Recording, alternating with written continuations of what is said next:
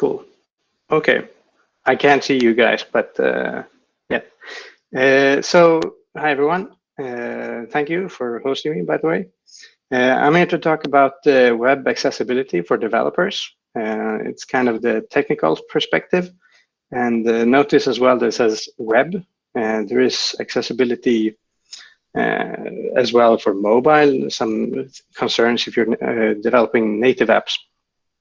My name is André Elmoznino Laufer, and I work at Valtech, which is a consultancy. So we'll start with a brief introduction, what the accessibility is, why it matters, and so on, some statistics. And then we'll go through some common problems and their fixes, some things that I've seen out in the wild there that aren't that nice. And also I'll share some tools to make life easier when you're working with accessibility. So I figured it's always nice to have a good quote and a happy looking Steve Ballmer or any happy guy. But basically, building for accessibility, usually you build more, you build better user experiences, usually when you think about these things, and it benefits everybody. And also, I mean, it's sort of a, so to say, democracy thing that everybody has access to technology and the benefits of it. So who am I? Mostly doing front end. I work mainly with React, but I've also done some React Native, some Vue. And in my current project, I'm working with Angular. I've been working at Valtech since about 2 years, and worked during my time there. I've been at Sveriges Utbildningsradio, UR, also is what people know it as. Also with Goodyear tires, and Invidem is my current project, where I'm doing actually most integration testing, but also some front-end development. And in the picture you can see UR it's where I learned most of what I know about accessibility, and because they say that they want to be best in the public service when it comes to that. Yeah.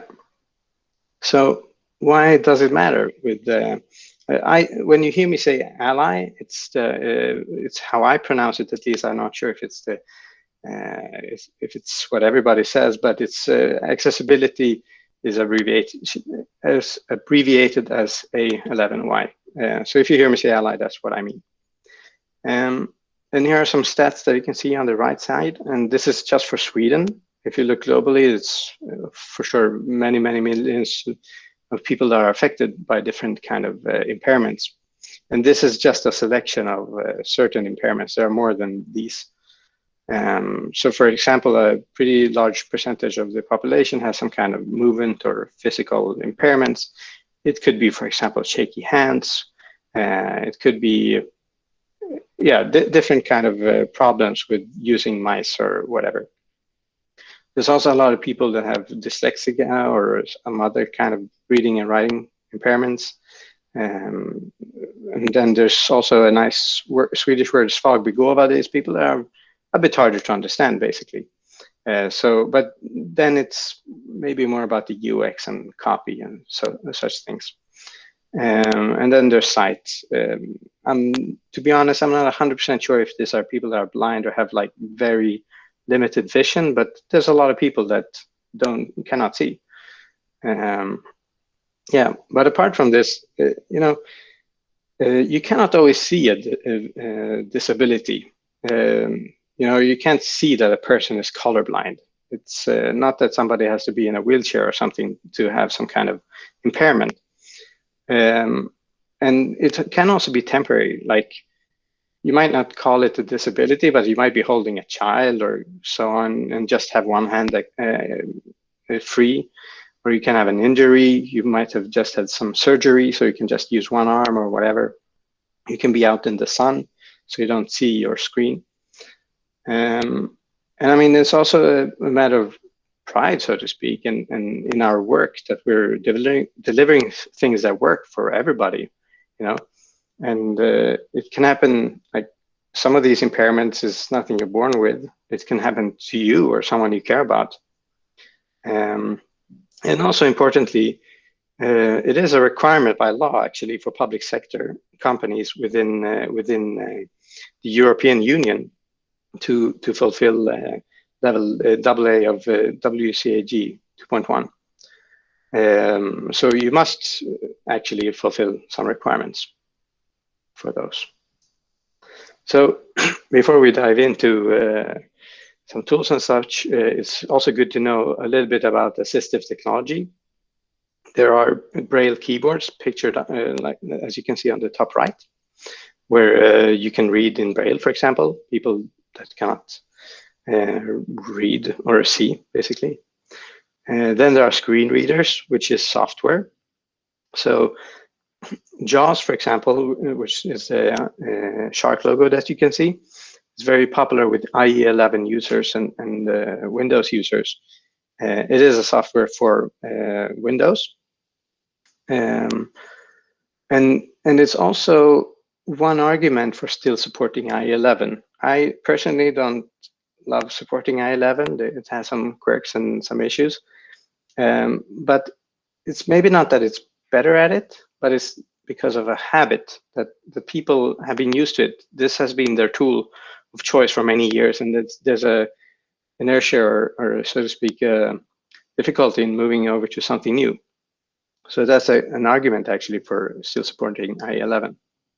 There's NVDA, and there's also Voiceover that comes pre-installed, or it's a part of Mac. And what a screen reader is basically, it's a software that reads out what's on the screen. And there are some key commands that you can press to jump to certain sections or so on. And then there's magnifying software. There's one also built in with Mac that you can enlarge things if you have a hard time seeing small text. I know, for example, both of my parents have enlarged text on their phones because they can't read without glasses. So that's probably more common. There's contrast enhancers, and there's also some alternate mice and keyboard solutions that look a bit more different than what you're used to. And here's a wall of text. I'm sorry for that, but I also think that my slides should be kind of standalone. So if you one day want to go back and so on, that you have the info that you need. So some of the requirements, text alternatives, for example, if you can't see an image, then you have no idea what's on it. So you should provide an alt tag for it. Or sometimes you have these buttons that might be clear if you see them with your eyes, that an X, then of course you know that it should close whatever, a modal or so. But if you cannot see it with your eyes, then you have no idea that X means close, or if it's a SVG or whatever. So then you can add an area label that will be read up by the screen reader that says close the modal or whatever. Then you shouldn't, unless essential, lock your content to a specific orientation so that the user can only use landscape or portrait.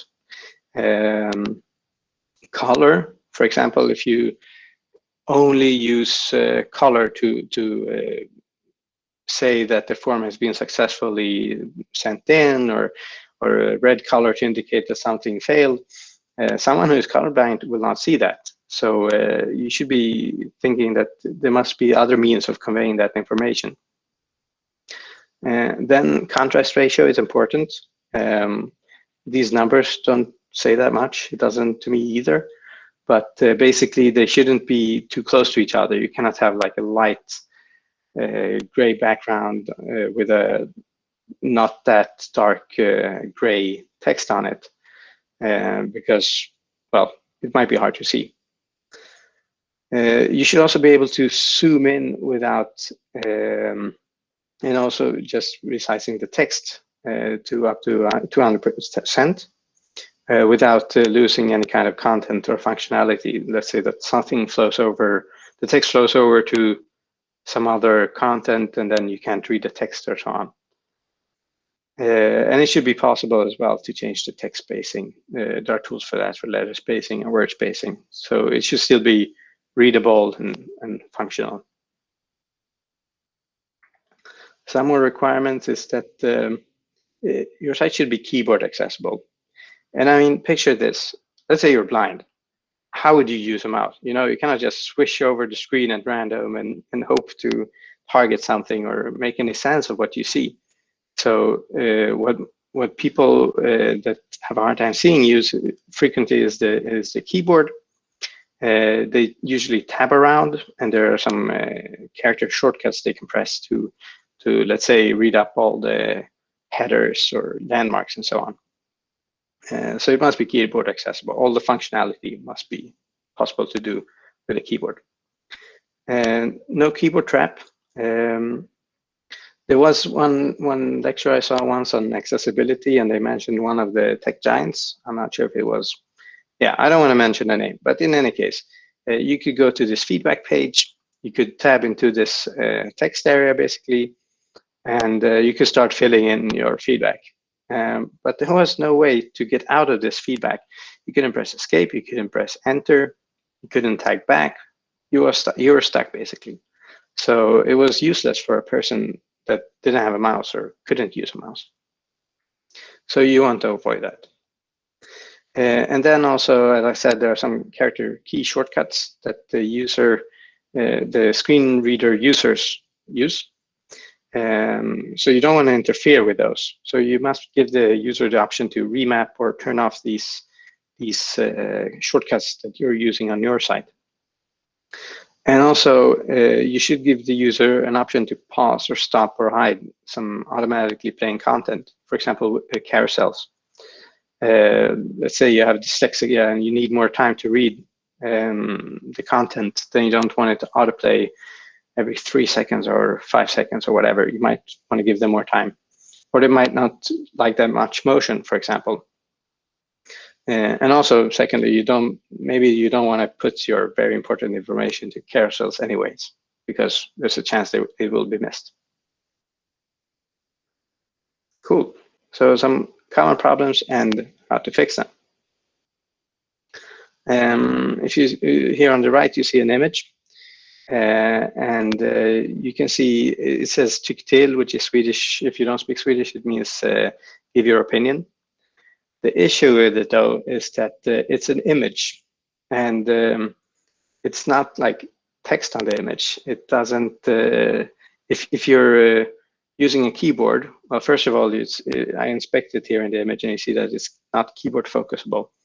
But if you could keyboard focus it, then you had no idea that it says give your feedback.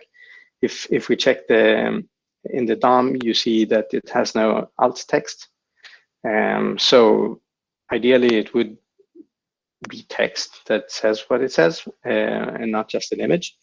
If it was an image, then you can give an alt and say, well, give your feedback.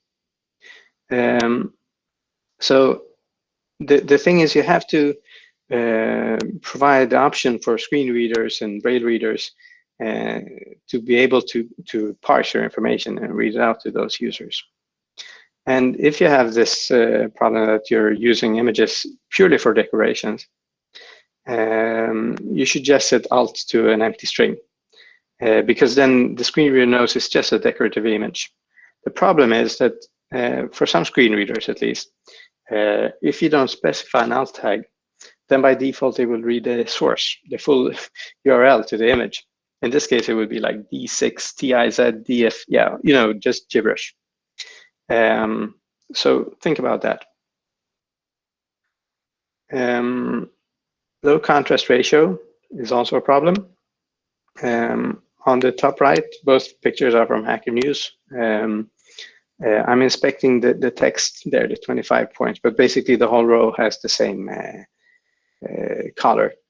And you can see there in beneath the accessibility header, it says contrast, and you can see that it doesn't fulfill the 4.5 contrast ratio, meaning that the text is too close in contrast to the background. And me without glasses, I don't even have strong glasses, but still, when I'm reading this without glasses, I have a hard time seeing it because they're too close in the color. And yeah, and here as well in the bottom picture, I just showed how it looks for someone who's colorblind. or just sees grayscale, basically. There are tools to simulate that as well, to see how it looks for those. And it's actually more common than you think. 1 in 12 men. So chance, like statistically, it's possible that at least 1 or 2 people in this talk that are listening to this have some kind of color deficiency, just looking at statistics. So that's why it's important to not have just colors to indicate things. So, and another tip as well, like try switching on and off dark mode. Don't be, just locked into seeing the things the same way all the time. So you can see if there's some issue. And usually you can detect these contrast ratio issues with tools that I will present later. But you can also just inspect it in Chrome as well to see if it's good enough. This is somewhat similar to the first issue, but here is using image for text. So basically, this is from Amazon a few weeks ago. And it says Black Friday flash sale 20th to 30th of November. Buy today, relax tomorrow. The issue is, though, that the text is ingrained into the image.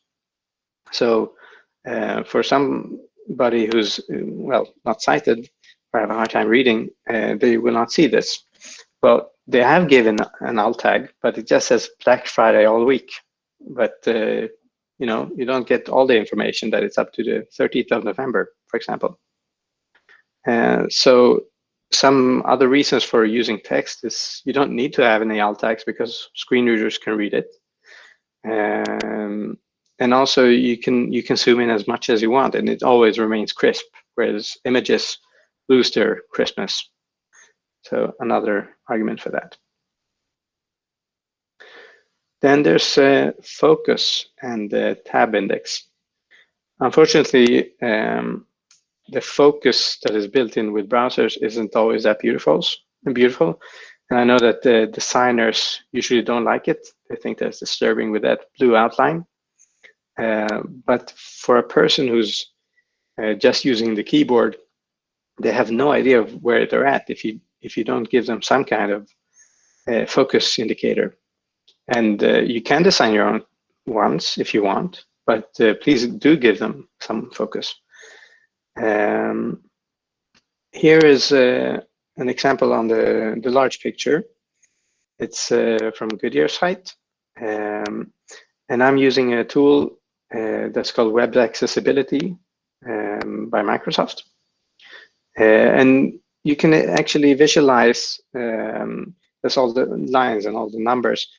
You can visualize how you tab around the page to see that what things that are missed when you tab. Unfortunately, that happens sometimes. Or sometimes that you can see here under the Goodyear logo on the top left, you see that there's some of the numbers have a line going through them. And that's because somebody had the idea to put tab index 0 on the LI element, which is pointless because you don't want to go to the LI, you want to go to the link. And links by default, at least when they have an href, they do have tab index. So it stops twice at every link in the navigation, which is pointless. And it's very tedious and just time consuming for keyboard navigating users. And then you can see as well, there's a lot of numbers up in the sort of right, not top, yeah, sort of top right, on things that you don't see. And the issue, I believe, is that there's some jQuery magic going on to hide the mobile menu visibly, but it's still there in the DOM, and the things still have tab index. So you're tabbing to things that you don't see, which, depending on how you see it, might be a bug or a feature. Maybe you're just thinking that these keyboard navigating users have all the options they want easily accessible, but I don't think it's by design. Yeah, also don't set like tab index above 0 because it will mess up your tab order. And also, if you are supporting I11, do pass focus above false to all SVGs. because otherwise there's a bug in I11 that you will tab to SVGs as well. Let's say it's just a decorative icon inside of a button. It will tab to the button and then also to the SVG. So avoid it by focus both false. Semantic HTML, do, like I said, header, nav, main, footer, all of those things. One of the reasons is that when you're using a screen reader, there is a character combination you can press to read out all of these landmarks. And then you can jump directly to the main, for example. You might be familiar with the header. Let's say you're on Facebook every day, you know what's in the header and the nav. You're not interested. You want to go straight to the main. And also do put the text inside of P tags or H tags for different reasons. But one of them is that there is a command to press to read all the headers. And then you might think that, oh, this header sounds interesting. It's wrapping it's grouping the content beneath it. And then you can jump directly to that header and read more about it. And you miss all of that when you just place text directly into a div.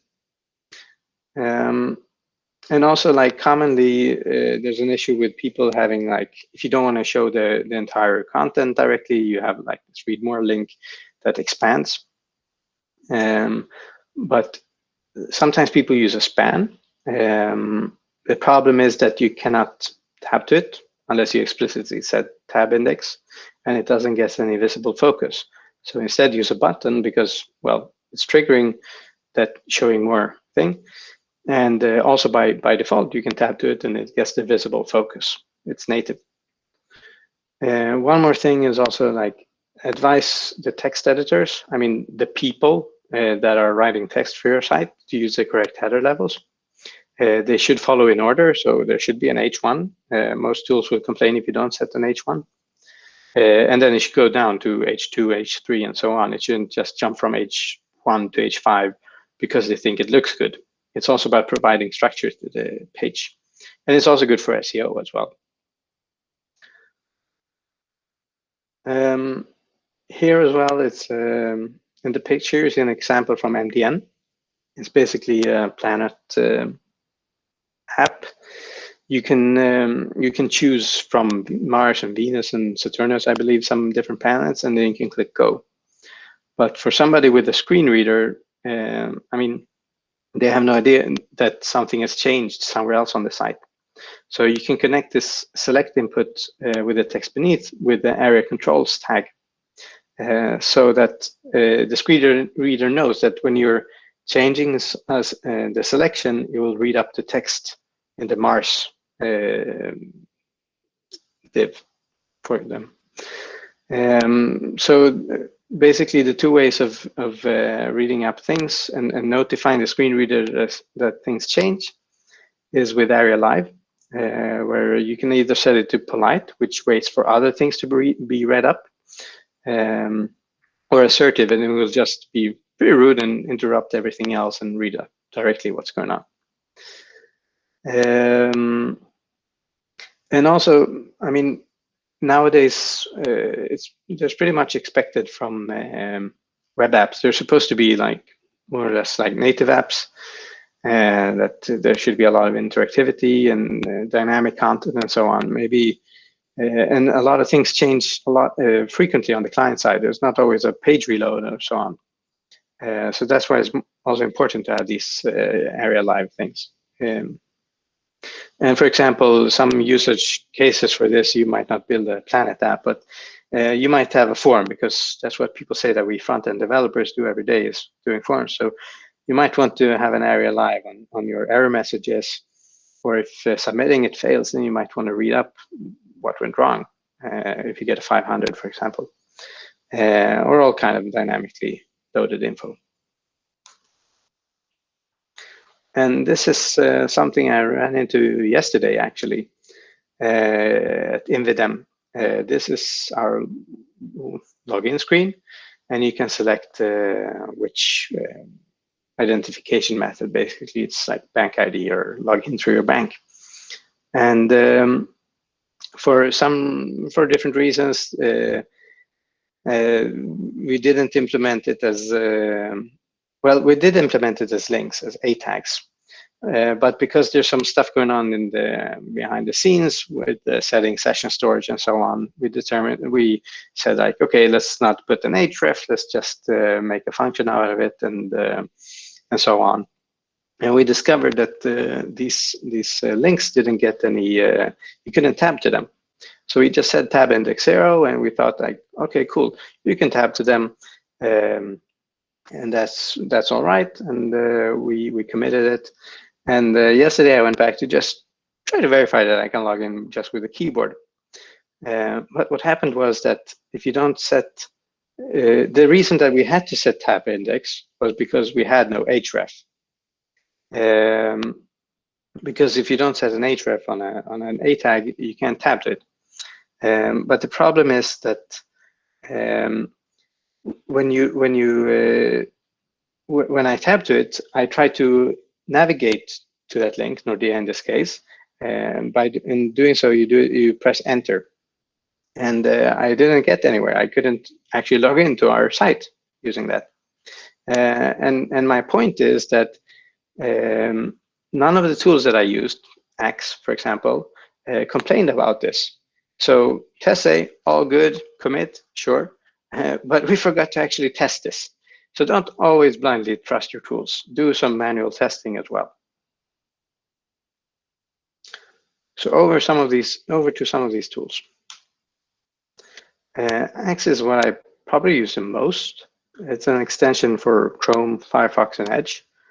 You can run it whenever you want. It's super fast, and you can run it on any site. So you can access your competitor site or whatever site you want, just to find accessibility issues. It is very good in giving you detailed instructions and links to read more on how to fix your errors. And I frequently use it when I develop things that involves the DOM. And usually before I open a PR, just to make sure that everything I built is accessible. And so you have, as you can see in the image, that's a screenshot of how it might look. You see a list of all the issues you have. You can click on them and get more info. It will point out what you need to do to fix it. When you click in the top middle, you see Inspect Node. They will actually take you to the DOM so you can see what is going on with that DOM node. And if you click Highlight, you will see actually on the page where that issue is at. So that's a very easy to use tool. Then there's Cypress Axe, which takes this a step further. Basically, you can run it as part of your integration tests, your end-to-end click tests. And it will fail your test if you have an accessibility violation, only the severe ones. And you can use it whenever you want. You can trigger a check like when you just visit the page, or if you're opening up a modal. They are frequently not that accessible, unfortunately. Or if you're expanding, let's say, a navigation menu or whatever kind of menu, you might want to check that it's accessible. And the great thing is that it doesn't care about your framework. It could be Ruby on Rails or React or Angular, you name it, doesn't care. And just like with Axe, it provides links and instructions on how to fix your errors. Then there's Accessibility Insights for Web. It does have a lot of features from Axe, and you can install it for Chrome and Edge. But I like the ad hoc tools. So with the color, you can see your full page in grayscale. Frequently, you see spot the issues with the contrast when you use that. You can highlight all your headings, and it says like if it's an H1, H2, and then you can easily spot that the order is wrong, that you go from an H1 to an H5 and then H2 or whatever, or that you're jumping several steps. You can also highlight all your landmarks like the main and the nav and footer and so on. And one thing is also that they shouldn't be nested into each other. So you shouldn't have your footer inside of your main content, for example. And it can help you visualize that. And then tab stops is what I showed earlier. You can see that you're not missing anything crucial.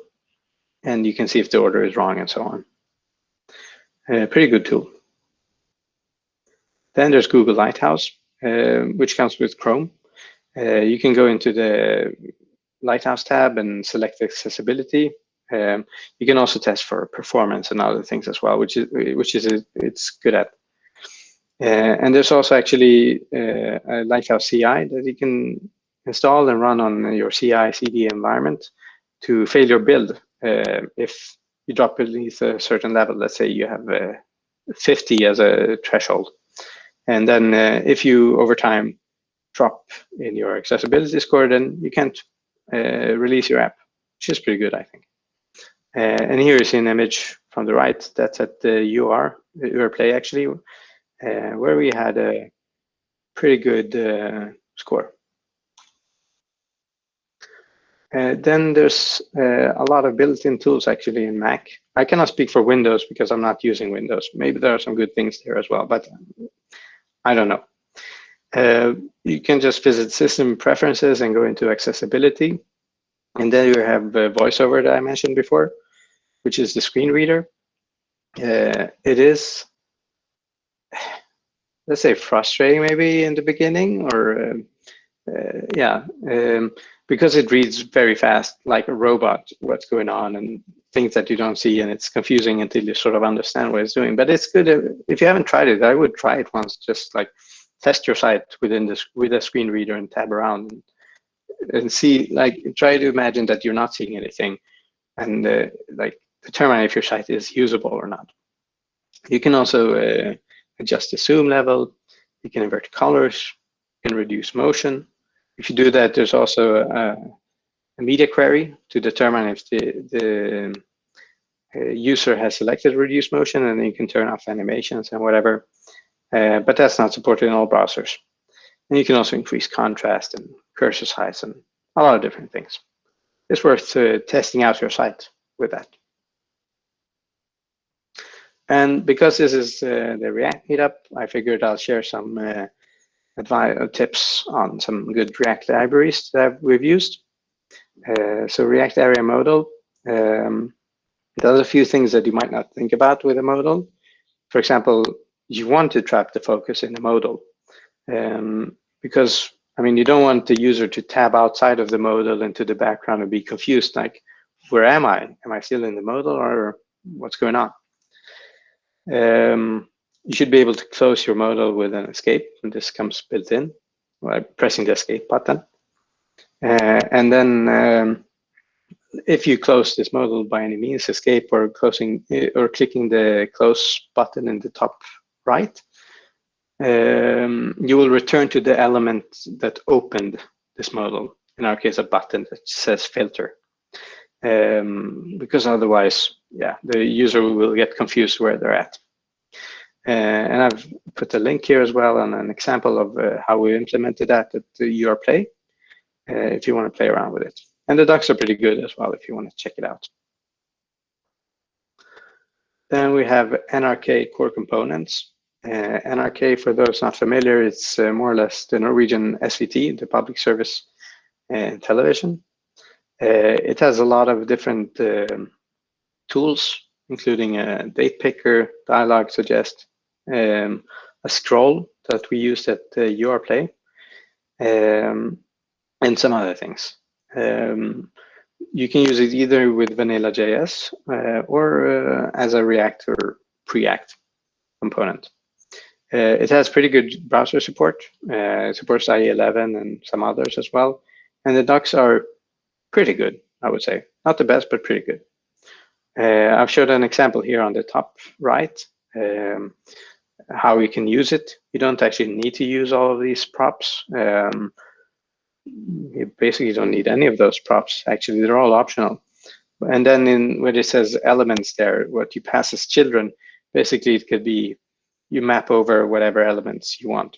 And here in the bottom, you can see as well how we implemented it. It's this sort of Netflix kind of scroll. And it's not infinite, but you can scroll a lot to the right and show a lot of programs there. So that's what we would pass as children, as the elements that you map over all those shows. yeah, and it's easy to tab between the different programs and so on.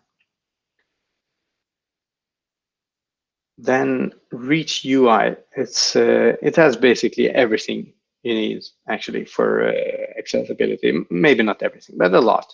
It has accordions, some alert dialogues, tabs, and so on. And we use the tabs for UR Play. You can see in the bottom left, you can see an example of on the product page, let's say a program or a series. We had all this info. Maybe you don't want all the info directly on the page, so you can group it together with info about this particular episode, is about the program, and some additional info for teachers, for example. And the thing is with tabs, for example, there's a common best practice of how it should be implemented. For example, you should be able to step between these different tabs with the arrow buttons, left and right, or using the tab button, you should be able to go into that specific tab as well. So you might not know all of these things and how to implement it in the best way, but that's the great thing about using a library for it.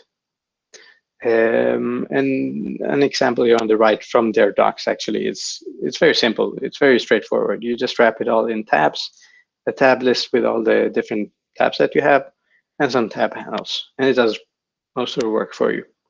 But as I said, there's much more in Reach UI as well. And over to some conclusions. It's important to remember that you cannot automate everything, even if you have Cypress Axe and you run Axe and whatever. You have to actually test things out with the keyboard and whatever other tools, because otherwise it might be like we did the other day, that you cannot even log in. Like the most critical functionality doesn't work. Don't do that mistake. I would also say, do check manually every once in a while you're developing, so it doesn't come at the end that you have to redo all that you've done. Do automate it, makes life easier. Even if you use it once and just make it accessible, somebody might over time introduce things that make it not that accessible. Yeah, as I said, do test manually, tab around and do things. Make sure that you can use all forms and features with just the keyboard. Do make sure that you're not just passing gibberish as alt text and area tags. Make sure that it actually says, when possible, what is on the image, if you need to have some kind of interpretation for it. And make sure also that it's the same language as the app. So if you're building an app for Swedish users in Swedish, you shouldn't set the alt text as in English. Then I would also say that do evaluate if accessibility is a concern for you. Then you should evaluate third-party libraries before you use them, because some of them do have some flaws. We do have some kind of select package in Angular that we're using for Invidem that isn't that accessible. It has some open issues. And when I say accessibility, if that's an issue for you, I mean, some clients don't, unfortunately, some companies don't care about it, or their target group might maybe not, well, they think that their target group doesn't need it or so on. I argue that you should always make your site accessible. But yeah, sometimes you have to be pragmatic, and especially like for me as a consultant, you have to listen to your client as well. Anyway, do look up best practices. For example, like I said, with tabs, it's expected that you should be able to navigate with the arrows and the tabbing. So don't just invent your own solutions, but try to look up what is expected, what do keyboard navigator users expect to do. And I also think that you don't have to have a big bang release with making everything accessible at once. Like, do take baby steps. Maybe just solve one thing per week, or every once in a while when you have some time over, do some housekeeping basically, and try to also think like, can people with disabilities use that new feature that you're building or your site? Like, is it a clear UX and so on? Always think like, does it make sense, basically. Here are some links that I find useful. Hope you do too. I can recommend, for example, the third point. It's a course on front-end masters. If you have that, there's a pretty good course on accessibility in JavaScript applications. I was also recommended the Silktide and the Funkify as Chrome plugins. You can simulate if you're colorblind and have dyslexia and trembling. Basically, when you're trembling, the whole mouse is just shaking. And dyslexia, yeah, you see the letters are changing as well. That's pretty interesting to see. And also, like, I see some people just inventing their own area attributes because they think that you can do that, but there are actually a list of some possible ones and the values that you can set. So here's a link in the end as well for that. And that's it. Thank you very much for listening. I hope you've learned something new, and share your knowledge with your teammates, and let's all make the web more accessible. My email is here if you want to reach out and give me some feedback or ask some questions. Thank you. Thank you. Super. That was great presentation. Yes. Sorry, Daphne. No, thank you so much. It was great. I feel that I learned a lot from it. Some new tools that I wasn't familiar with. So it was great. And I love the links that you added at the end. And we can take questions. If anyone has, you're welcome to post in the chat. I can say one more thing is, like, I don't think I'm a pro with it. I didn't take any, I did that online course and so on, but I think the key is like caring that you want to build accessible things and looking things up. If you do have some colleagues that know it better than you, can always ask them or so on. That's maybe the most important thing. I care about it.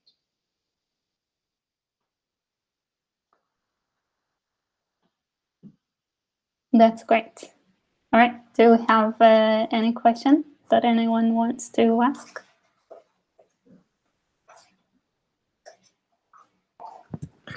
Yeah, I had a question. Yeah. Well, thanks for the great talk, by the way. I was just wondering, this is my first time in one of these chats, so I was wondering if we can get the slides somewhere. Absolutely. I will export it as a PDF or something and share with Daphne. Or how do you normally distribute it? Yeah, we can put it on our meetup site. Yes. We also have a Twitter account and a Facebook group, so we'll put it there as well. Okay. It's called Stockholm React Meetup, so it's easy to find. Okay, perfect. Thank you. Nice. I see that Jack Edward shared a list of accessible components. Thanks for that. I'll check it out. I've never seen that list.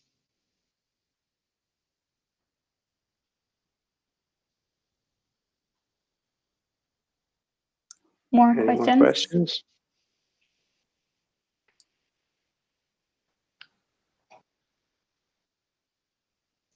UI framework, sorry. I'm thinking. As you're using various UI frameworks, how much do you actually set area attributes manually? Some of that, like if you're using this, some of these that I recommended, React Area Modal and whatever, basically you don't have to set that much or anything. It does much of that for you, as far as I know. But I remember, I'm not at UR Play anymore, but we did have to set some area attributes as well.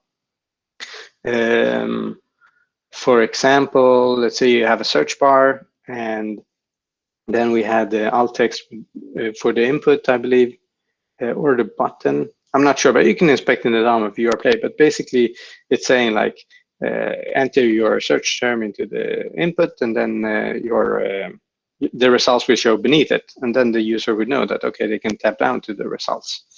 So it's also a bit about usability and UX that you explain how they will use your site as well. So that's an area tag.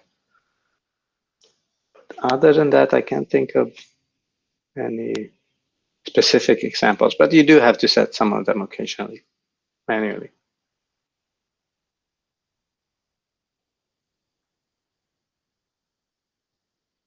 Any more questions? I have a question. Sure. We sometimes use React Strap, which is based on Bootstrap, and they usually have also very good components, which are already adapted because they are also working on accessibility. So it would be nice if you have some opinion about it or not. I have not used React Strap when I haven't worked with Bootstrap professionally or used it, but I heard from a colleague of mine who's specialized on accessibility that usually Bootstrap is pretty good at accessibility, from what I remember. So I'm not speaking from my own experience, but a lot of times these frameworks are pretty good at it. If it's Bootstrap or Material UI and such, a lot of times they do care about it. But usually when you visit their GitHub repo, they will usually say like it's accessibility in mind and so on. It's even if they mention it, usually it's a good sign. If they don't mention it at all, they probably don't care or know much about it. Unfortunately, you do run into these things every once in a while. Thank you. Welcome. I have a question. I'm trying to formulate it, but can't really make it in a good way. So do you have any suggestion for giving like non-visual feedback for scenarios when you're, let's say, changing something? You might be uploading an image and it just appears after a while, or maybe a download bar that just disappears. Things that are kind of like obvious for you as you see them, but then you can't really grab on to something to read, to like an area label or something for the screen reader. That's a tricky one. I mean, my one spontaneous thing is like using Area Live to notify that something has changed, and that, okay, image uploaded successfully or whatever. That's one way to alert that something is happening. But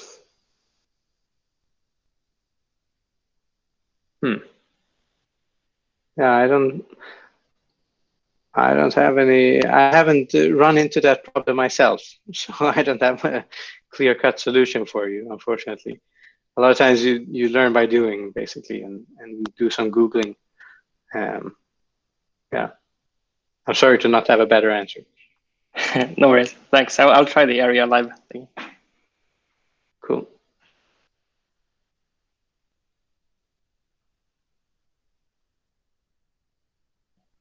All right. Last question. Anyone? Last chance? I can ask again, maybe. We are thinking about using tabs on the page. You know, when it's a kind of like wizard, when you go through first step, second step, but it's more about we're gonna go through all different sections, and we are thinking to use tabs. Have you been working with the tabs for accessibility? How is it working? That example that I showed with tabs on the program page, is that kind of what you're thinking of, or? Yeah, I think it is the same. Yeah, that I would say that's a very easy API to use, the Reach UI tabs. I'm not sure if it exactly goes like with your design, like the way you think that it should look. And so, I mean, you can customize the design for it, but if that's the kind of experience you want, but I can recommend that. That's a good one to try out. And the thing with Reach is all built with accessibility in mind. That's the whole purpose of Reach as a library. That it's not like, oh, here are some cool, good-looking components. It's like, this is made specifically for accessibility. And that's also worth mentioning as well. There are some libraries that are just doing like accessible things for you that you can use. So do like Reach, for example. So look into that, I would say.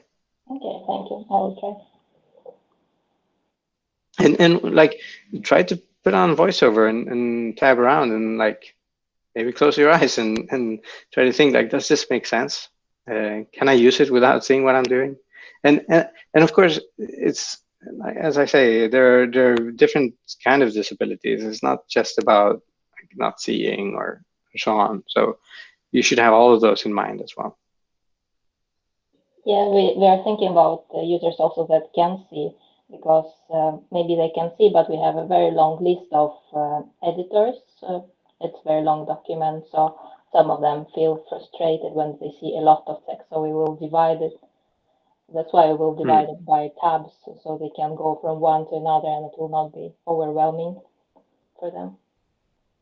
Yeah, think about how you group your content, like that the header is explaining what's beneath it and so on, that it makes sense for them. Like, okay, I want to read more about this, or I want to skip this, basically.